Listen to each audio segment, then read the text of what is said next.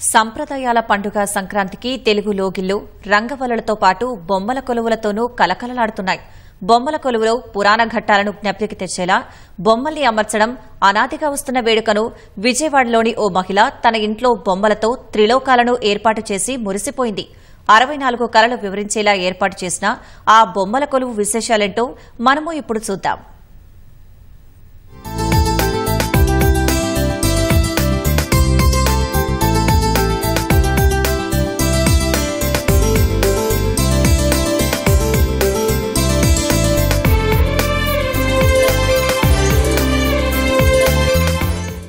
పురాణ విశేషాలు, ఆచారాలు, వ్యవహారాలు, సంస్కృతిని భవిష్యత్తు తరాలకు తెలియజెప్పే లక్ష్యంతో వచ్చిన సంప్రదాయమే బొమ్మల కొలువు. విజయవాడలోని ఓ కుటుంబం ఈ సంప్రదాయాలకు పెద్దపీట వేస్తూ సంక్రాంతికి తమ ఇంట బొమ్మల కొలువు ఏర్పాటు చేసింది. 30 ఏళ్ల నుంచి బొమ్మల కొలువు చేస్తున్న శిష్ట రామకృష్ణ కుటుంబం ఈ ఏడాదికి మన బ్రహ్మాండం అనే థీమ్ ఏర్పాటు చేశారు. శ్రీచక్రం 3D మోడల్ 102 ఖడ్గమాల దేవి త్రిలోకాలను తమ ఇంట ఏర్పాటు చేసింది. దేవలోకం, భూలోకం, పాతాళ లోకాలను బొమ్మల రూపంలో ఏర్పాటు చేశారు. అండం నుంచి బ్రహ్మాండం వరకు అనేక వివరాలు తెలియజెప్పేలా శ్రీచక్రం ఖడ్గమాల ఏర్పాటు చేశామని, ఇవి ఏర్పాటు చేసేందుకు చాలా పుస్తకాలు కూడా చదివానని చెబుతున్నారు బొమ్మల కొలువు ఏర్పాటు చేసిన విజయశ్రీ.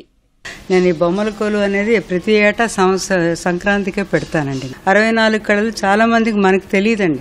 దాని గురించి ఒక 4 రోజుల పాటు నేను చదివి దాని 64 కళలు బాగా చూపించడానికి ట్రై చేశాను.